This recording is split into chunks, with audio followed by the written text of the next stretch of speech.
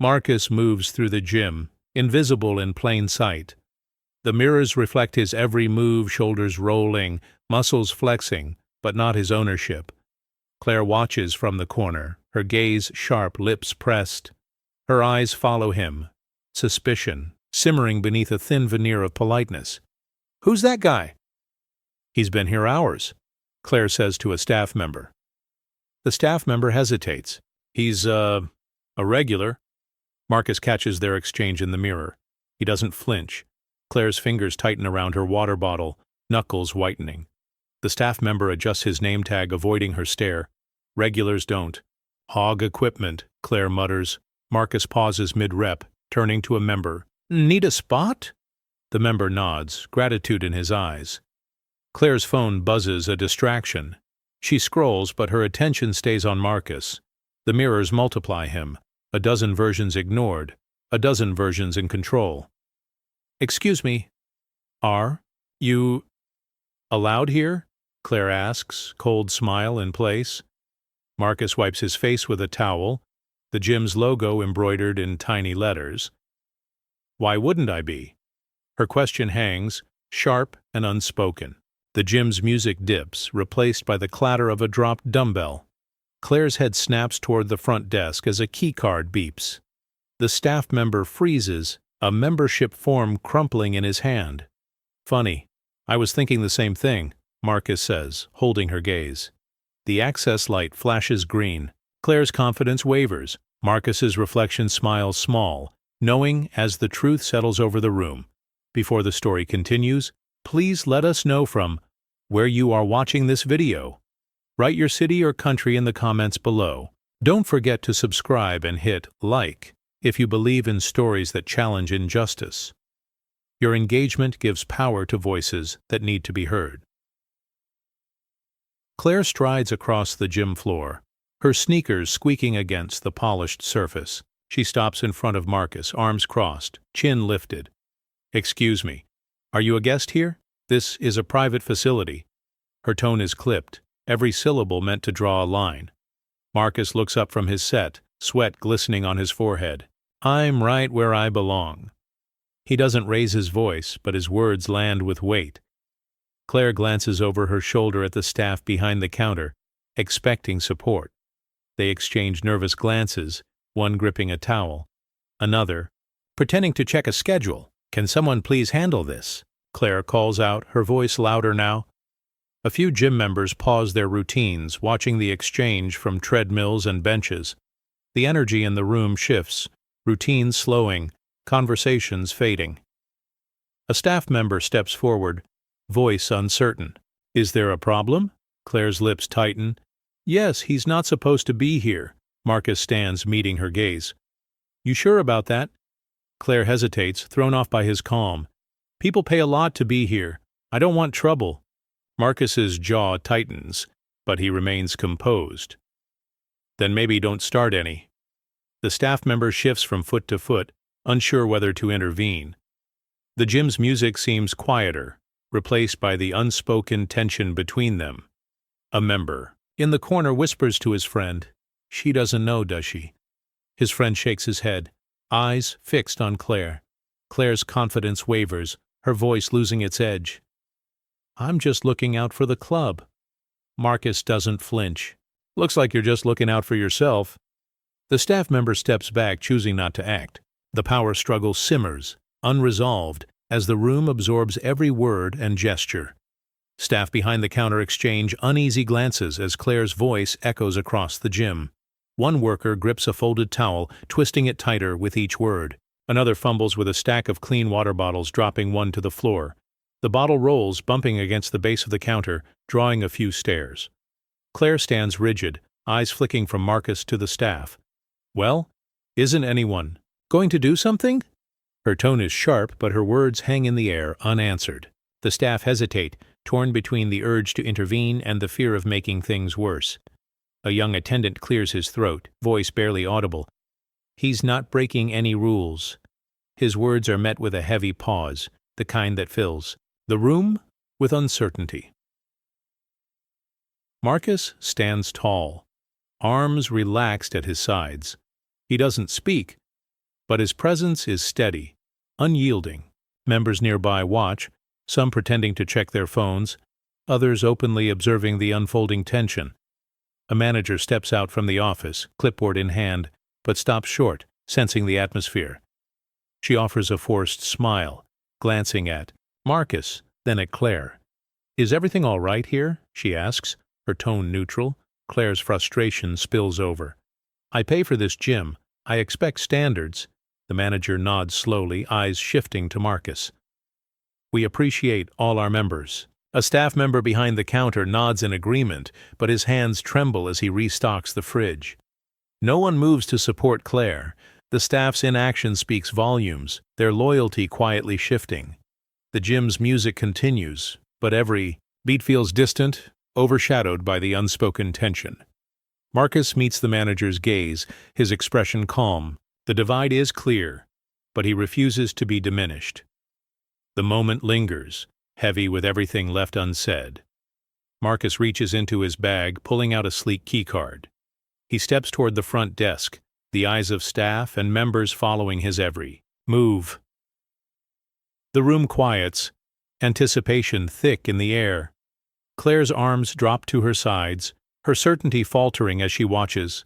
He holds the card up, pausing just long enough for everyone to see.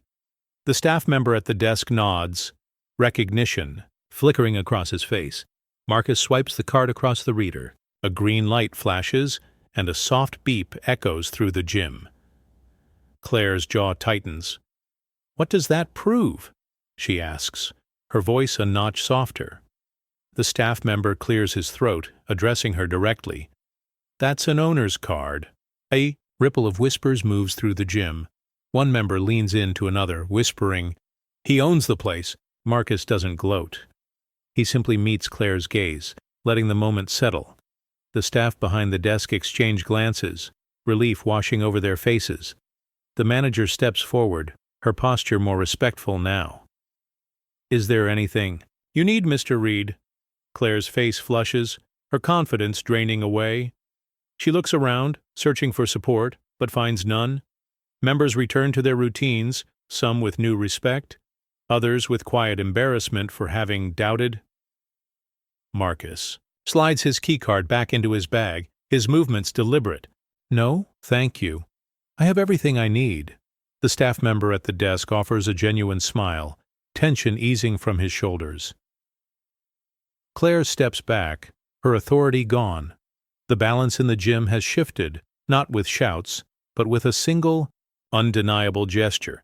The access light still glows green, a silent reminder of who truly belongs. Marcus turns, his presence now impossible to overlook. Marcus stands in the center of the gym, his face calm as he surveys the room. Claire lingers near the entrance, her confidence replaced by uncertainty. Members glance between the two, some with surprise, others with subtle admiration. The mirrors along the wall catch every angle, reflecting more than just bodies they show. The shift in power. Claire's voice is small now. "I didn't realize." Marcus offers a faint smile, not smug but resolute. "A lot of people don't." A member on the treadmill slows, watching the exchange. Another wipes sweat from his brow, nodding at Marcus with newfound respect. The staff behind the counter relax, their postures less rigid. The manager quietly puts away her clipboard, relief settling over her features. Claire looks at the floor, searching for words that won't come. Marcus turns to the nearest mirror, catching his own reflection. He holds the gaze, letting the weight of the moment register. The gym feels different, lighter, honest, exposed. His smile grows, small but certain, a promise that things will not return to how they were. A young member approaches, hesitating before speaking. "Thanks for standing up." Marcus nods. "It's time people see what's really here." Claire edges toward the door, her exit unnoticed by most. The energy in the gym has changed, respect replacing suspicion, curiosity overtaking doubt. The old rules have been rewritten, not by force, but by truth. Marcus's reflection in the mirror is joined by others members gathering, staff watching, the community shifting. The moment lingers, heavy with new possibility. He lets his smile linger, knowing it's more than victory. It's the start of something different, reflected in every face that finally sees him. A glass conference room hums with the low buzz of a city outside. Marcus sits across from three investors, their suits crisp, their eyes cool and calculating. One taps a pen against a notepad, the rhythm steady, almost dismissive. The oldest leans forward, voice measured. "Are you sure this neighborhood fits your vision?" Marcus's jaw tightens, but he answers evenly. "This area needs a space like mine. It's about access, not just profit." A younger investor glances at the proposal, lips pursed. "Your client base? Is it mostly locals?" Marcus nods. "That's the goal. Everyone deserves to feel welcome." The third investor, a woman with silver hair, folds her hands. "You're aware of the challenges? Retention? Perception? Risk?" Marcus meets her gaze. "I've faced bigger obstacles. I'm not here to blend in." A pause stretches, the city's noise muffled by glass.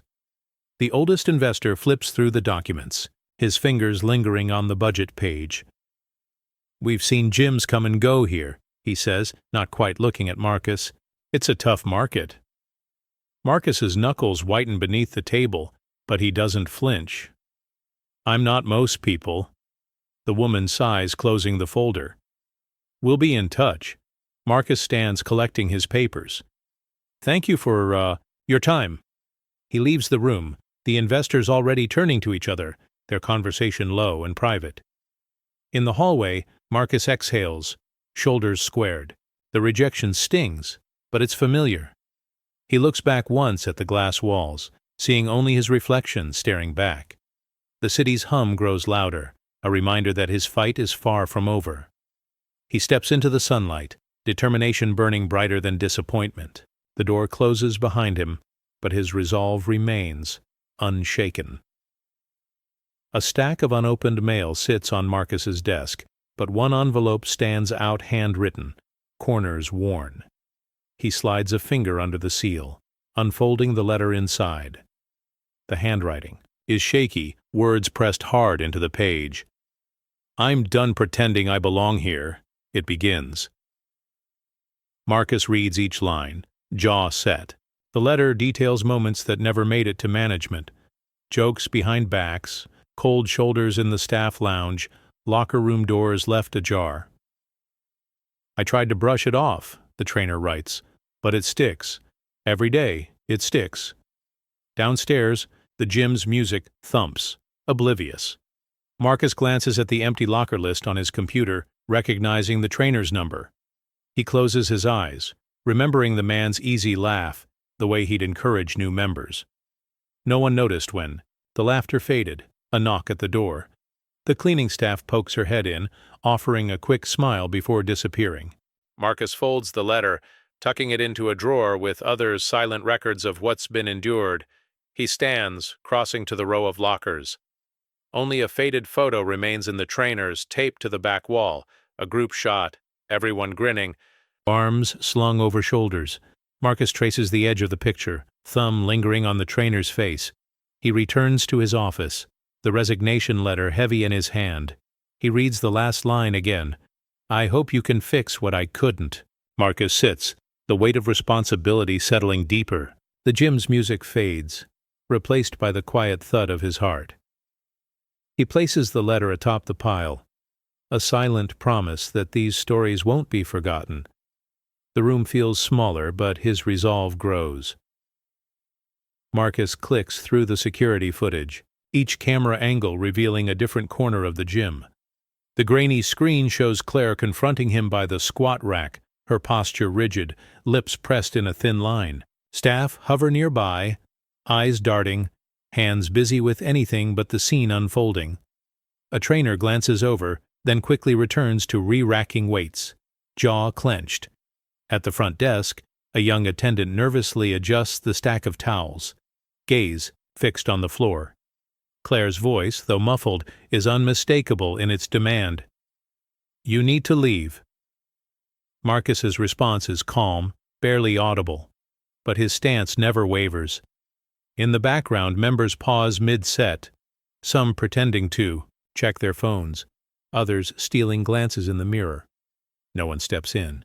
The footage loops, replaying the moment over and over, each pass exposing the same pattern: confrontation, avoidance, discomfort.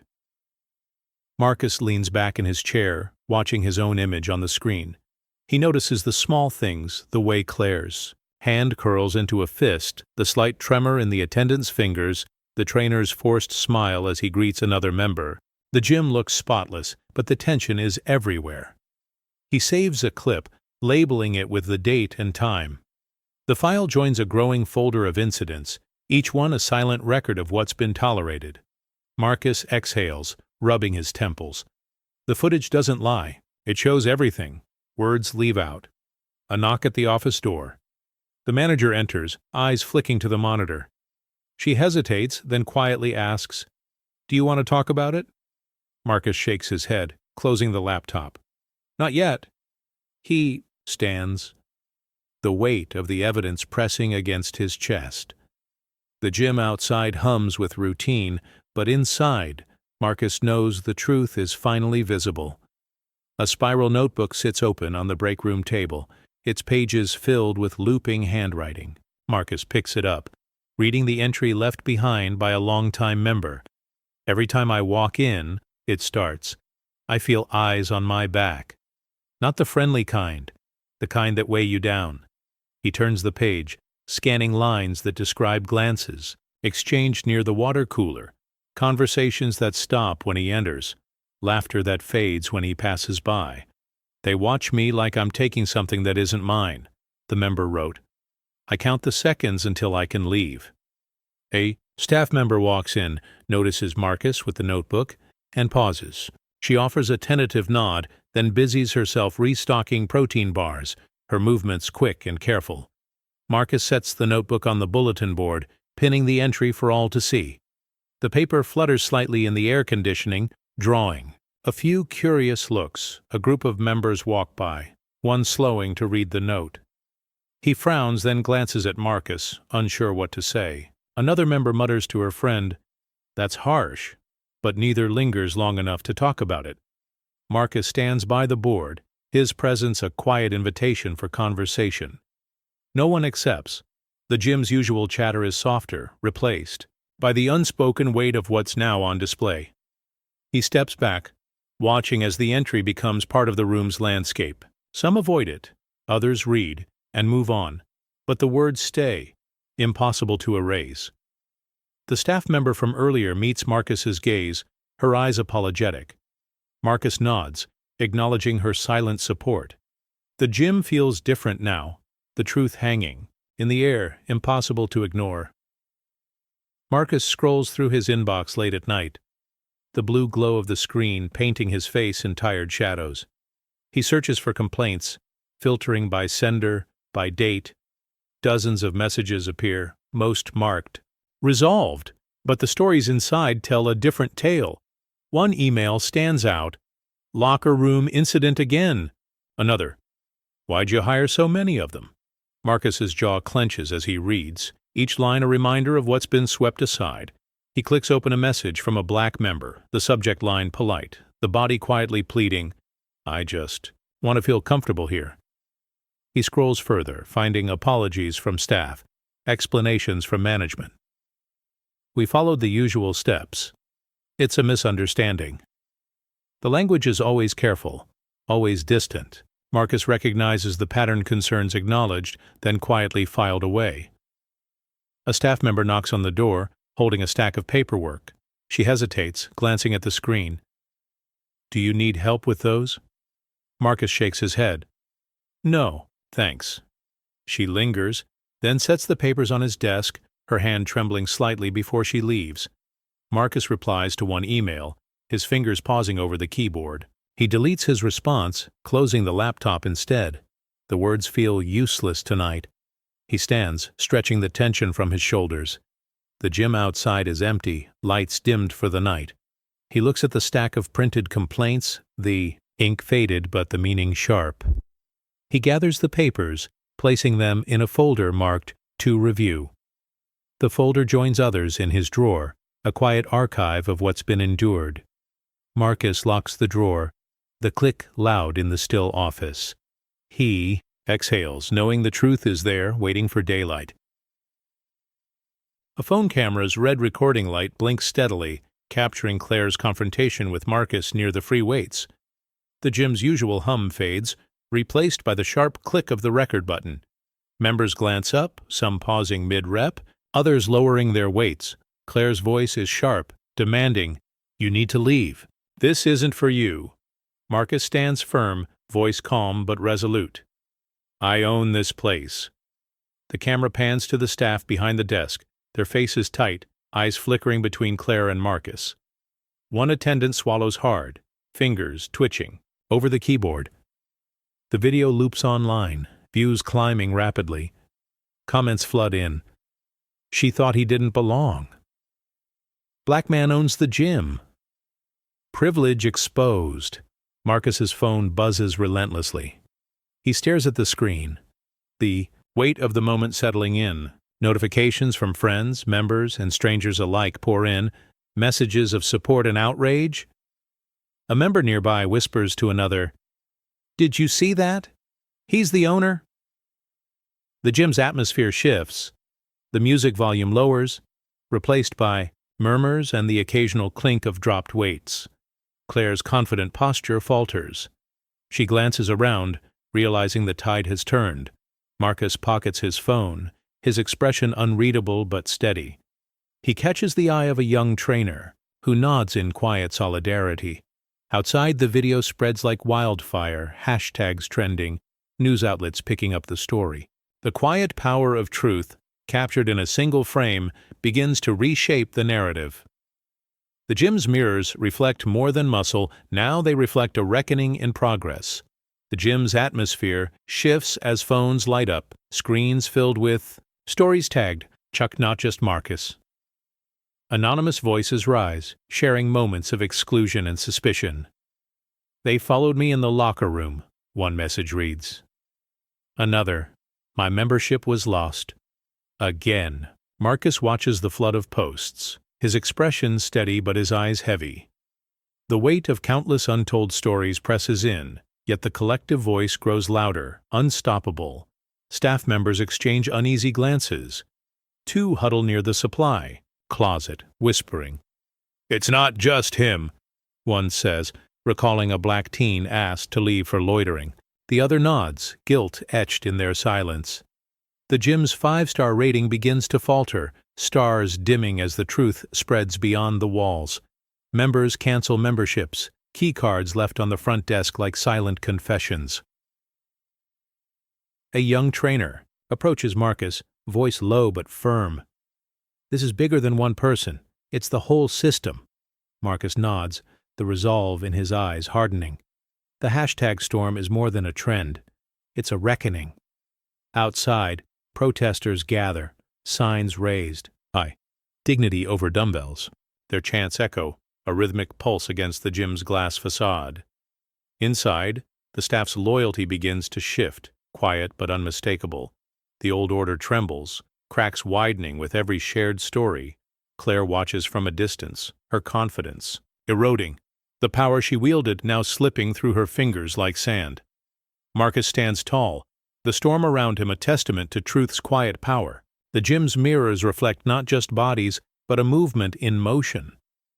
The hashtag storm rages on, a digital tide washing away denial, leaving space for change. Two staff members linger in the supply closet, their voices muffled by stacks of towels and cleaning bottles. One glances over his shoulder, lowering his voice. "You saw what happened out there, right?" His colleague nods, eyes downcast, fidgeting with a loose shoelace. "It's not new," the first says, voice tight. "Remember last month? That kid who just wanted to shoot hoops? They said he was making people uncomfortable." The other swallows hard, shifting from foot to foot. "I didn't say anything. I just kept folding towels." A third staff member pokes her head in, hesitation written on her face. Are you talking about Marcus? She asks quietly. The others exchange looks, the unspoken truth hanging between them. Outside the closet, the gym's routine continues, but the tension lingers. The manager walks by, clipboard tucked under her arm, pausing as if she senses the conversation. She moves on, but not before offering a quick, uncertain nod to the group. The first staff member sighs, voice barely above a whisper. This always happens. We all see it, but nobody wants to be the one to call it out. His colleague bites her lip, eyes glistening. Maybe it's time we do. They step out of the closet together, shoulders squared a little more than before. The third staff member lingers, glancing back at the shelves, then follows.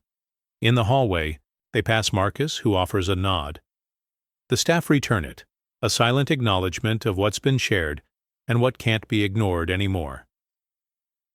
The gym feels different now, the quiet complicity broken by small acts of courage. The old routine is gone, replaced by a new, uneasy honesty. A worn envelope sits on Marcus's desk, its corners bent. The ink faded. He recognizes the handwriting of a former front desk worker who left without warning months ago. Inside, the letter is brief but heavy. I quit because I couldn't keep watching. The lies, the pretending, the way we all just let it happen. Marcus reads each line, feeling the weight of the words. The letter describes moments that never made it to management. Whispered warnings to black members, averted eyes when complaints were raised, the ache of complicity. I tried to speak up, it reads, but every time someone said, "Don't rock the boat. It's not your place." So I stopped saying anything at all. That's when I knew I had to go. He folds the letter, running his thumb over the creases. The office is quiet, the hum of the gym distant. A staff member passes by the open door, glancing in. She notices the envelope in Marcus's hand and pauses, uncertainty flickering across her face. Marcus meets her eyes and nods, a silent exchange of understanding. She lingers for a moment, then moves on, her footsteps softer than before.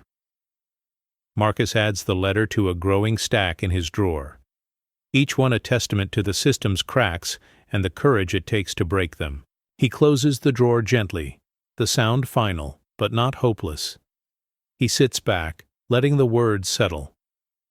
The letter's honesty stirs something in him, a determination to do more than just collect stories. He stands, crossing to the window, watching the city lights flicker on as dusk settles. Change is slow, but every truth shared makes the next one easier. The gym outside buzzes with routine, but inside, Marcus feels the shift. The quiet rebellion of one voice has begun to ripple through the walls, stirring others to find theirs. Tonight the silence is thinner, hope pressing in at the edges. The boardroom is tense, fluorescent lights buzzing overhead. Executives in tailored suits huddle around a long table, phones vibrating with non-stop alerts. One director scrolls through social media, jaw tight. "It's everywhere," she mutters, sliding her screen to the CEO. The gym's name trends, for all the wrong reasons. A junior intern stands by the door, clutching a folder, eyes darting between the leaders. "Should we release a statement?" he asks, voice barely above a whisper. The CEO shakes his head, rubbing his temples. "Not yet. We need to get ahead of this." Another executive, face flushed, snaps, "Can we blame the staff? Say it was a misunderstanding?" The legal advisor, glasses perched low, interjects, "That won't hold. There's video. There are letters. If we lie, it'll get worse." The room fills with anxious murmurs. Someone suggests deleting old posts, scrubbing the website.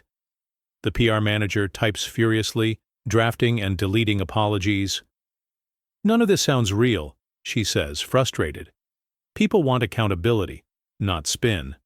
The intern hesitates, then quietly places a stack of printed tweets on the table. "These are from former members. They're not going away." The CEO sighs, staring at the pile. "We built this on reputation.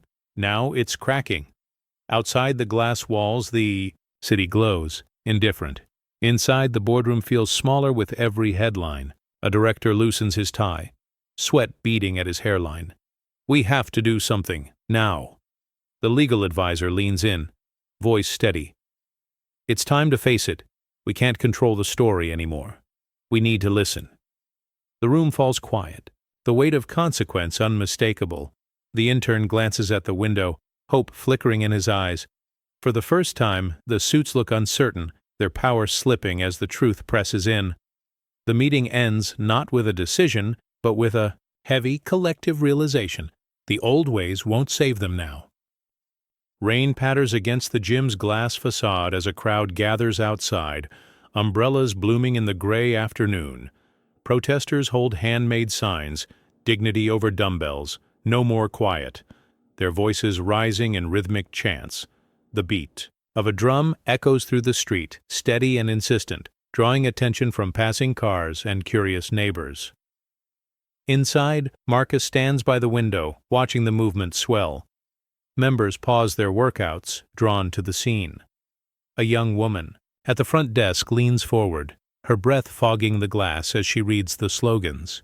The staff exchange glances, uncertainty flickering between them. A man in a raincoat steps forward, megaphone in hand. We see you, we hear you, we won't let this slide. The crowd responds, their chant growing louder, rolling through the gym's walls. Some members shift uneasily, others move closer to the entrance, compelled by the energy outside. Claire, hidden in the back, checks her phone, scrolling through live streams of the protest. Her hand trembles as she sees her own face on signs and in angry comments.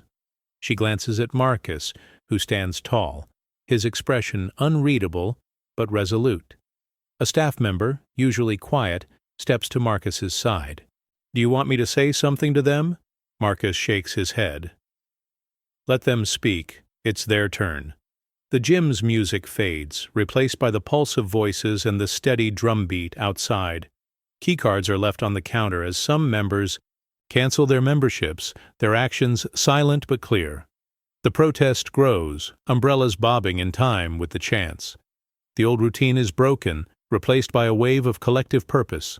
Inside and out, the walls feel thinner, the distance between truth and change shrinking with every shout.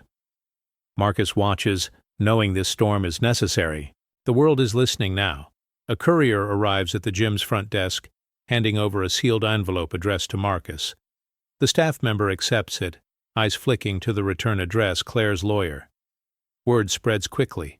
A hush falls. As Marcus opens the letter in his office, staff and members watching through the glass, he reads aloud, voice steady. We regret any misunderstanding and apologize for any distress caused.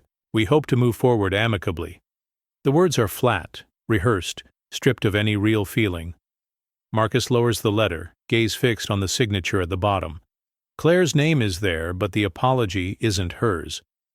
A staff member leans against the doorframe, arms folded. That's it? She asks, disbelief coloring her tone. Another shakes his head, lips pressed into a thin line. Too late for that. Outside, the protest continues. Chants and drums undimmed by the gesture. Members glance at one another, some rolling their eyes, others turning away, unimpressed by the formality. Marcus folds the letter, dropping it into the shredder. The machine whirs, chewing up the hollow words until nothing remains. Claire stands, apart in the lobby, phone in hand, watching Marcus through the glass. She catches his eye for a moment, but he looks past her, attention fixed on the crowd outside. The apology, meant to close the wound, only exposes how deep it runs. A member approaches Marcus quietly. We're behind you, she says, her voice certain. He nods, grateful but weary. The staff gather near the front desk, united by the emptiness of the letter. The apology is too late, too quiet. A gesture drowned out by the voices outside and the resolve within. Marcus turns back to the window, the sound of the protest louder than any words on paper. Reporters pack the hallway, cameras flashing as Marcus enters the boardroom, shoulders squared, folder in hand. The gym's logo glints on the wall, its shine dulled by tension. Claire sits at the far end, blazer buttoned tight, jaw set. Board members murmur among themselves, their voices hushed and urgent. A staff member stands near the door, hands clasped, eyes darting between faces. The board chair clears her throat, signaling for quiet. Marcus lays the folder on the table, sliding it forward. "Everything you need to see is in here," he says, voice even. Claire's fingers drum against her notebook, a nervous rhythm. The board chair opens the folder, flipping through photos, emails, and statements. Each page lands with a soft thud, the weight of evidence growing. A director leans forward, brow furrowed. "Is this all recent?" Marcus nods, gaze unwavering. The silence thickens. A reporter's camera clicks, the sound sharp in the stillness. Claire shifts in her seat, crossing and uncrossing her legs. The staff member at the door clears his throat, but no one speaks. The board chair looks up, her expression grave. "These are serious allegations." Marcus meets her eyes. "They're facts." Claire's voice is thin, defensive. "There's another side." The chair raises a hand, stopping her. "We'll hear everyone." A director glances at Marcus, then at Claire. "We owe it to the members to get this right." The staff member by the door nods, a flicker of hope in his eyes. The room holds its breath, the truth pressing in from every side. Marcus sits back, letting the evidence speak. The old order feels fragile, ready to crack. Outside, the protests' chants seep through the walls, a reminder that the world is watching. Inside, the reckoning has begun. Marcus watches as the board chair flips through the folder, each page turned, with deliberate care. Photos of incident reports, printed emails, and handwritten notes slide across the polished table. The room is quiet except for the faint rustle of paper and the occasional click of a pen. A director leans in, reading a statement from a former member, lips pressed tight. Claire's hand hovers over her notebook, fingers trembling. She glances at the evidence, then quickly looks away, jaw clenched. The staff member at the door shifts, his weight, eyes fixed on the growing pile of documents. A single sheet slips from the stack and flutters to the floor. Marcus bends to pick it up, handing it to the chair without a word. The board chair reads aloud, "I stopped coming because I never felt safe." Her voice is steady, but her eyes flicker with something close to regret. Another director scribbles, "Notes," his pen scratching the paper in short, anxious bursts. Claire breaks the stillness, her voice strained. "Anyone can write a letter. That doesn't mean it's true." Marcus doesn't respond, his gaze steady, letting the evidence answer. For him, a staff member in the corner coughs, the sound sharp in the hush. The board chair lays the last page on the table, hands folded. "This is more than a misunderstanding," she says quietly. A heavy pause settles over the room. The documents, scattered across the table, speak louder than any argument. The board, members exchange uneasy glances, the truth undeniable in black and white. Marcus leans back, arms crossed, watching the realization dawn on each face. The folder closes with a soft thud, the silence that follows heavy with consequence. Outside, the protest's drumbeat grows louder, echoing the shift inside. The reckoning moves forward, page by page. Claire's fingers tremble as she reaches for her water glass, leaving a faint lipstick mark on the rim. Her voice, once sharp, now wavers. "This is all being twisted. You're making me out to be—" She stops, unable to finish. The board chair's gaze is steady, unmoved by Claire's. Protest, a director leans forward, elbows on the table. "We're not making you out to be anything. We're looking at facts." Claire's eyes dart from face to face, searching for support. The staff member by the door shifts, arms crossed, expression unreadable. Marcus sits quietly, hands folded, watching as Claire's composure erodes. She tries to steady herself, smoothing her skirt, but the gesture is shaky. "You don't know what it's like," she mutters, barely above a whisper. The board chair responds, voice low. "You're right. We don't. But we can see what's happened here." The silence that follows is thick, broken only by the soft scrape of a chair as a director sits back, distancing himself from Claire. Claire's breathing quickens. She grips her pen so tightly it bends, then snaps in two. The sound is startling in the quiet room. Ink stains her fingers, a blue smudge she tries to wipe away on her napkin, but it only spreads. A staff member in the corner glances at Marcus, then at Claire. Sympathy and discomfort mingling in her eyes. Claire looks down, shoulders slumping, the room's attention pressing in on her. Marcus remains silent, his presence unshakable. The board chair closes the folder with a soft click. Claire's defenses crumble, her authority dissolving with each passing second. The lipstick stain on the glass remains, a quiet mark of unraveling. The reckoning is no longer coming. It's here, undeniable and complete. The board chair clears her throat, voice steady but heavy. We need to make a decision. She glances around the table, waiting. One by one, board members raise their hands, some quickly, others after a moment's hesitation. The gesture is quiet, but the meaning is clear. Claire's membership is on the line. Claire's eyes widen, panic flickering across her face. She opens her mouth, but no words come. Her hands grip the edge of the table, knuckles pale. A director looks away, unable to meet her gaze. The staff member at the door stands, straighter, relief softening his features. The board chair counts the votes, her fingers tapping the table. Majority in favor of revoking membership. The words land with the force of a verdict. Claire's shoulders slump, the fight draining from her posture.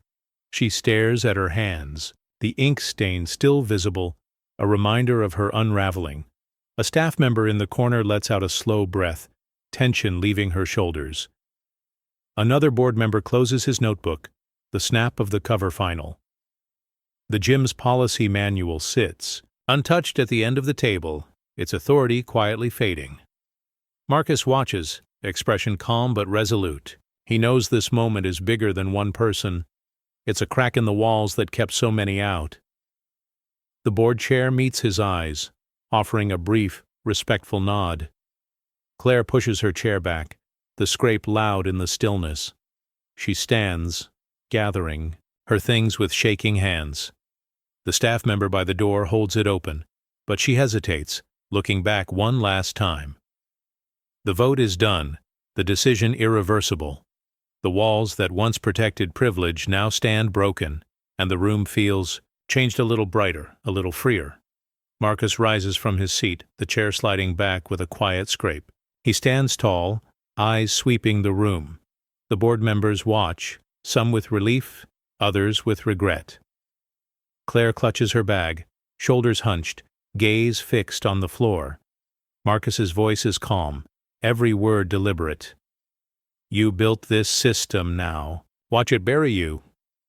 The sentence lands like a stone, rippling through the boardroom. A reporter at the back lifts her phone, recording the moment. The staff member by the door straightens, pride flickering across his face. Claire's jaw tightens, but she says nothing. A director shifts in his seat, clearing his throat. We'll make this right, he offers, but the words feel thin. Marcus looks at the board, then at the staff. It's not about one person. It's about everyone who walked in here and felt small. That ends today. The board chair nods, her expression solemn. We hear you, Mr. Reed. Outside, the muffled sound of chanting drifts through the glass. Marcus glances at the window, seeing the crowd gathered, signs raised high. He turns back to the room. You can't erase what happened, but you can decide what happens next. A staff member in the corner wipes her palms on her slacks, a nervous habit. Another director closes his laptop, the click echoing in the quiet. Claire gathers her things, her movements stiff. She pauses at the door, glancing back at Marcus. He meets her eyes, steady and unyielding. She looks away, slipping out without a word. Marcus sits, the room silent but changed. The truth has been spoken and there's no going back. The board members exchange glances, the weight of responsibility settling in. Outside, the crowd's cheers grow louder. Inside, the old order is gone, replaced by something new: accountability. A neatly folded letter sits at the center of the boardroom table, the gym's logo embossed in the corner. The board chair slides it toward Marcus, her expression unreadable. He unfolds the paper, eyes scanning the lines. "We regret any distress caused. We hope to move forward amicably." The words are polished, empty. A staff member leans against the wall, arms crossed, watching Marcus for his reaction. Another glances at the clock, impatience flickering across his face. Marcus folds the letter again, placing it back on the table. "This isn't an apology, it's a formality." Claire sits rigid, her hands clasped tightly in her lap. She avoids Marcus's gaze, staring instead at the polished wood. The board chair exhales, frustration seeping into her tone. "We thought it was best to have something in writing." A director shrugs, voice flat. "It's what the lawyers advised." Marcus shakes his head. "You can't paper over what happened here." Outside, the protests' chants swell, their rhythm pulsing through the glass. The staff member by the door shifts his weight, glancing from the letter to Marcus, then to the board. The tension in the room is thick, the gesture of the letter. Doing nothing to ease it, a member of the board clears his throat, uncertain. "We want to do better." Marcus meets his eyes. "Then start by telling the truth." He stands, pushing his chair in with quiet finality. The board chair tears the letter in half, the sound sharp and decisive. Claire flinches, the gesture louder than any words. The staff gather near the door, united by the emptiness of the letter and the resolve in Marcus's stance. The apology, meant to close the wound, only exposes how deep it runs. Marcus walks out, the sound of the protest louder than anything left unsaid inside. A trainer stands slowly, voice trembling as she addresses the board. "I saw her target others, too. It wasn't just Marcus." The words hang in the air, raw and undeniable. Another staff member, usually silent, nods in agreement. "I heard complaints. I didn't know what to do." "I'm sorry." The board members shift, discomfort etched on their faces. One director rubs his forehead, another taps a pen nervously on the table. Claire stares at her hands, the chipped polish a stark contrast to her earlier poise. She doesn't look up. A young attendant clears his throat, stepping forward. "I let things slide. I thought if I stayed quiet, it would blow over, but it never did." His admission sends a ripple through the room. The staff by the door exchange glances, some relieved, others ashamed. The board chair leans forward, voice steady. "Thank you for speaking up." The trainer's eyes fill with tears. "We all saw it. We all let it happen." Marcus listens, arms folded, his presence steady but not triumphant. The truth finally out, the system's cracks widen with every confession. The staff's courage grows, each voice emboldening the next. A director sighs, closing his notebook. "We failed you, all of you." The staff nod, some wiping their eyes, others standing a little taller. Claire remains silent, shoulders hunched, her authority dissolving with every word. The boardroom feels different now, the old hierarchy broken. By honesty. The board chair looks around the table. This is how it changes. By telling the truth. The staff gather near the exit, united by what's been revealed. The weight of complicity lifts, replaced by a fragile, necessary hope. The reckoning is no longer a threat. It's here, reshaping. The room. One whispered truth at a time. Claire gathers her belongings with shaking hands, the zipper on her purse catching as she tries to close it. The boardroom is hushed, every eye on her as she rises. Her heels click across the floor, each step echoing louder than the last. She hesitates at the door, glancing back at the table piled with evidence and regret. A staff member holds the door, open, meeting her gaze for the first time. There's no malice, only a quiet finality. Claire nods once, lips pressed together, then steps into the hallway. The door swings shut behind her, the latch clicking with a sound that feels permanent. In the corridor, reporters surge forward, cameras flashing. Claire shields her face, pushing past the questions and the blinding lights, Her phone buzzes with messages she doesn't answer. She moves quickly, head down, toward the exit. Inside, the boardroom remains silent. Marcus sits, hands folded, watching. The door. The staff gather their things, some exchanging glances, others simply staring at the closed door. The board chair exhales, shoulders sagging as the tension finally breaks. A director stands, stretching stiff legs. "It's over," he murmurs, but the words sound more like a beginning than an end. The staff member who opened the door lingers, looking at the empty chair Claire left behind. Outside, Claire slips into a waiting car, the door slamming shut. The vehicle pulls away from the curb, leaving the gym and its reckoning behind. Her career, once built on certainty, now unravels in the rearview mirror. Back inside, Marcus rises, the room lighter for her absence. The old order has left, not with a shout, but with the quiet closing of a door. The boardroom breathes again, ready for what comes next. Outside the gym, the crowd surges as news spreads.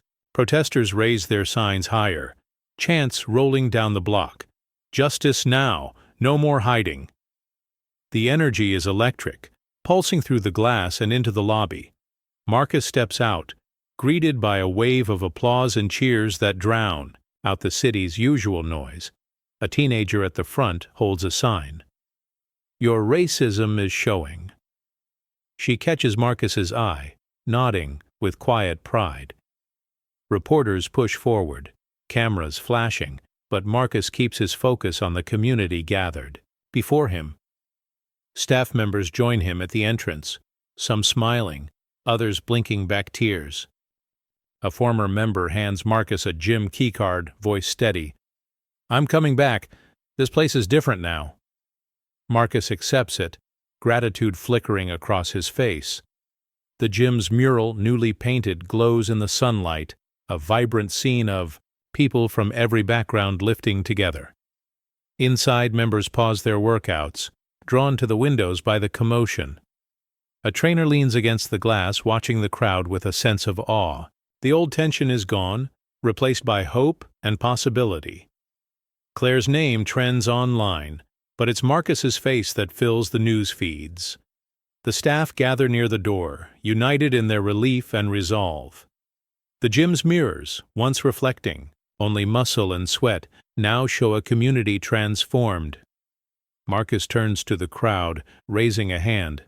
Not in victory, but in acknowledgement. The chants grow louder, echoing through the halls and into every corner of the building.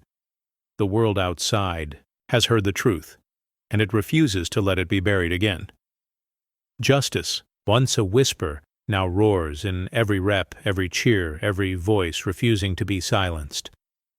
The gym is quiet again, sunlight streaming through the windows as Marcus walks the floor. He pauses by the row of mirrors, taking in his reflection, not just his own, but those of new members behind him. A young black teen, clutching a scholarship form, catches Marcus's eye and smiles, hope shining in his face. A trainer wipes down equipment, glancing at Marcus with a nod of respect. The staff move with a new energy, their conversations lighter, their steps more assured. The mural on the far wall bursts with color, a testament to the change that's taken root. Marcus stands in front of the mirrors, absorbing the transformation. Where suspicion and tension once lingered, there's now a sense of belonging. Members of every background spot each other, share advice, and laugh between sets.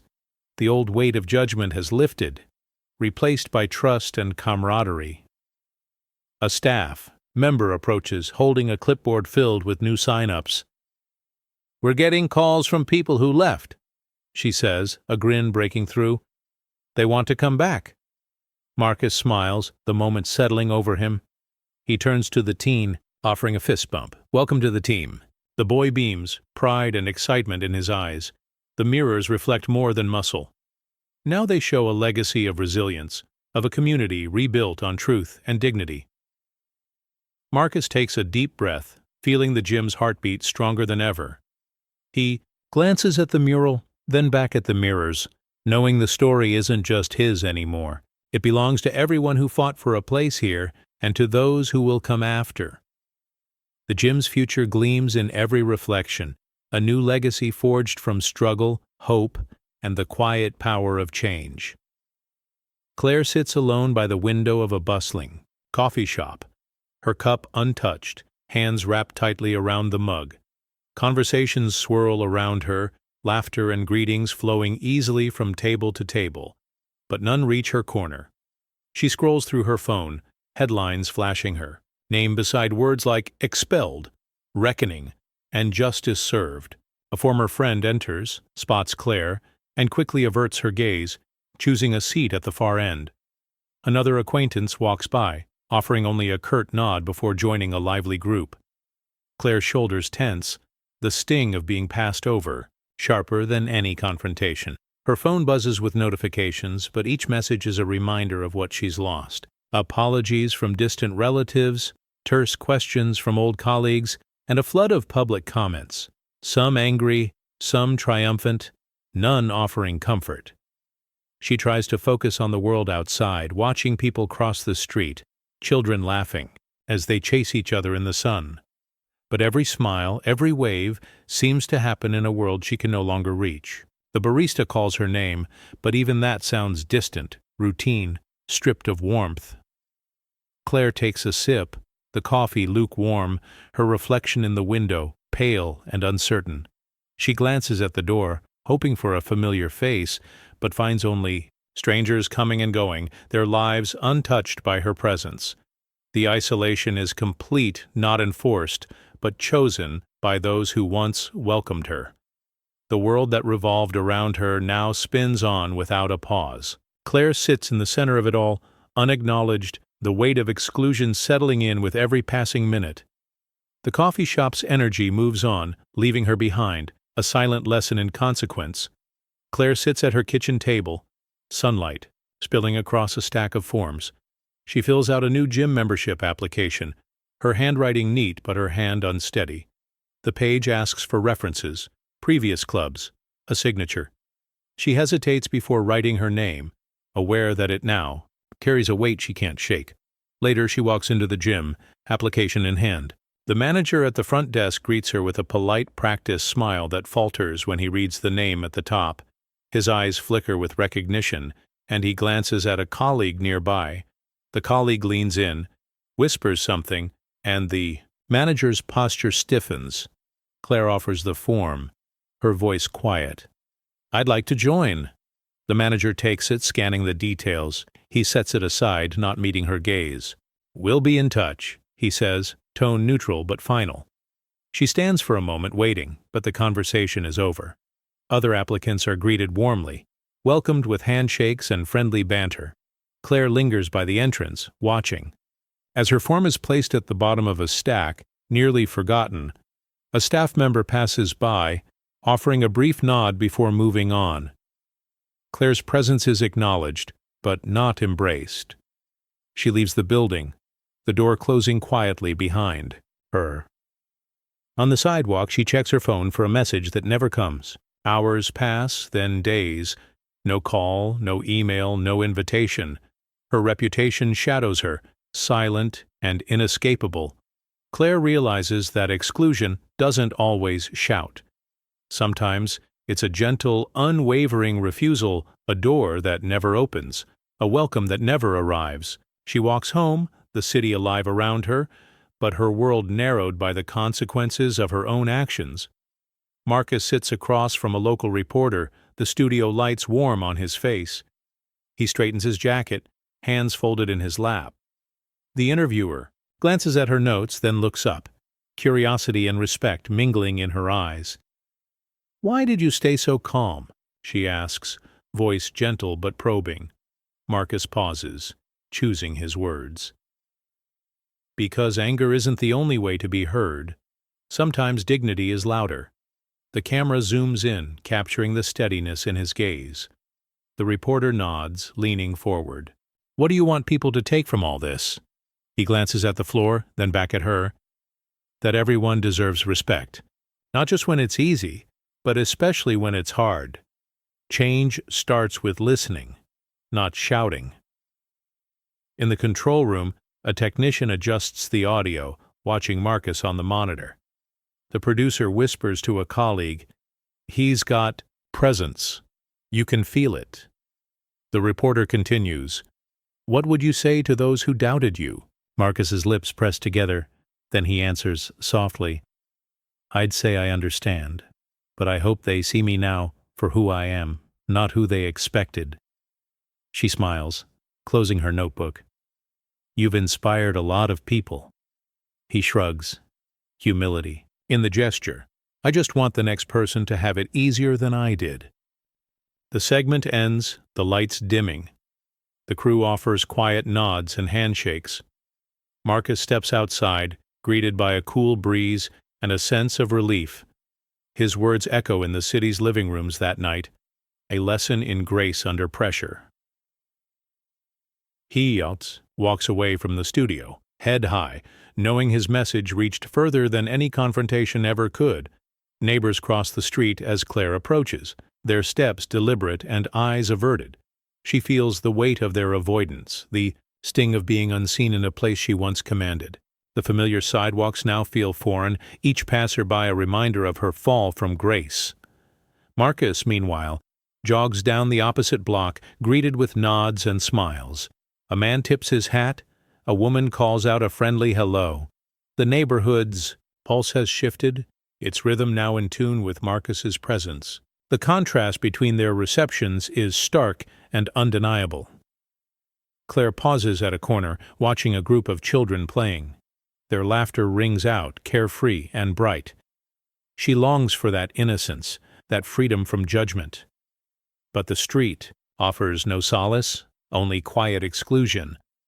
A neighbor crosses over, offering Marcus a fist bump. Their brief exchange is warm and genuine, a small act of community that speaks volumes. Marcus's face lights up, the simple gesture grounding him in a place that once felt hostile. Claire's gaze drops to the cracked pavement beneath her feet. She pulls her coat tighter, a shield against the cold that isn't just in the air. The neighborhood's subtle rejection is a quiet reckoning, a mirror of the gym's transformation. Marcus continues his run, the city's sounds embracing him. The neighborhood's heartbeat matches his own, steady and strong. Claire lingers, a solitary figure on the sidewalk, caught between past privilege and present isolation. The street tells its own story of justice, one step at a time. The scales balance slowly but inevitably as the community chooses who to welcome and who to leave behind. The staff gather in the gym's meeting room, sunlight streaming through the windows. Marcus stands at the front, a stack of new training materials in his hands. He surveys the faces, some familiar, others new, each person. Waiting, uncertain but attentive, he begins, voice steady. Today isn't just about policy, it's about respect. It's about making sure no one here feels less than anyone else. A few staff members exchange glances, skepticism flickering in their eyes.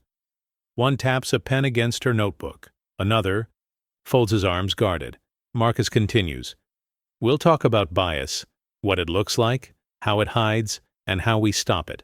He gestures to the materials, inviting everyone to take one. A young trainer reaches first, curiosity overcoming hesitation. Others follow, the room's tension easing as the discussion unfolds. A veteran staff member clears his throat. What? If someone doesn't want to change? Marcus meets his gaze. Then this isn't the place for them. We're building something better. The group breaks into smaller conversations. Some voices raised in debate, others sharing quiet agreement. Laughter bubbles up as someone cracks a joke about old habits dying hard. Marcus smiles, relieved to see barriers breaking down. The meeting ends with a round of honest questions and a few tentative commitments. Marcus thanks everyone for showing up, his gratitude genuine. As the staff file out, a new energy lingers, hopeful, determined, ready for change. A young woman lingers at the door. "Thanks for doing this," she says softly. Marcus nods, knowing. This is only the beginning. The gym's culture starts to shift, one conversation at a time. The old ways fade, replaced by a shared purpose and a promise to do better. A banner hangs above the gym's entrance. Scholarship for future leaders. Members pause to read it, curiosity sparking in their eyes. Marcus stands near the front desk, holding an envelope with the recipient's name inside. A shy teenager enters, glancing around before approaching Marcus, his parents trailing behind, pride and nerves mingling on their faces. Marcus greets them with a handshake. "Congratulations! You're the first to receive this." He hands the envelope to the teen, who opens it slowly, eyes widening as he reads the letter inside. The parents exchange a look of relief, the weight of opportunity settling in. Other members gather nearby, some clapping, others offering words of encouragement. A trainer leans against the wall, arms crossed but smiling. "You earned it, kid," she says, her voice warm. The teen's voice is barely above a whisper. "Thank you. I won't let you down." Marcus smiles, placing a reassuring hand on his shoulder. "Just show up and be yourself. That's enough." A staff member snaps a quick photo, capturing the moment.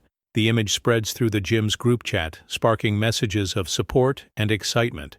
The atmosphere is lighter, hope rippling through the space. A longtime member approaches Marcus quietly. "This is what we needed. Something real." Marcus nods, gratitude in his eyes.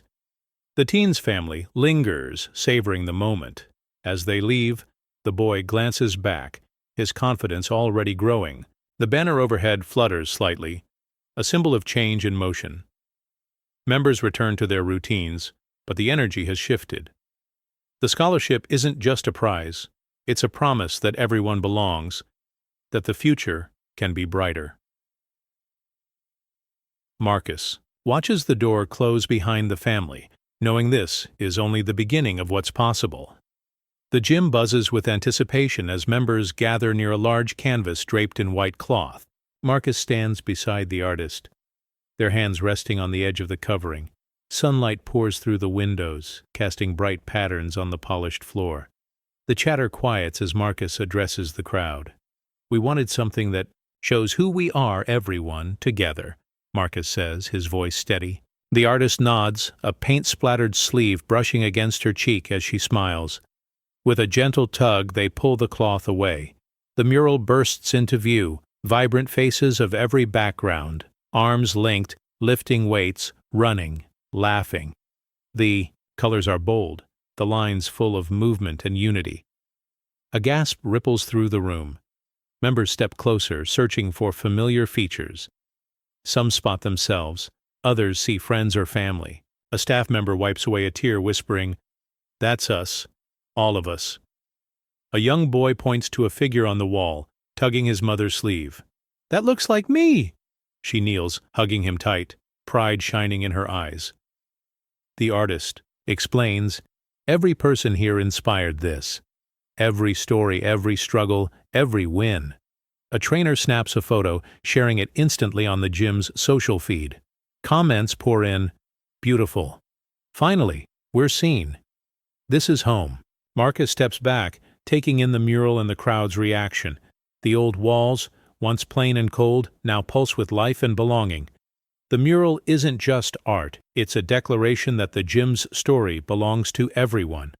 Members linger, taking selfies, laughing, and sharing memories. The mural becomes a gathering place, a symbol of the new community they've built together. Marcus meets the artist's eyes, gratitude passing between them. The gym is changed not just in color but in spirit. Late at night, Marcus walks the gym floor, the hum of machines replaced by soft footsteps and distant city sounds. He pauses by the mural, fingertips tracing the painted outlines of faces and hands. The space feels different now, lighter, alive with possibility.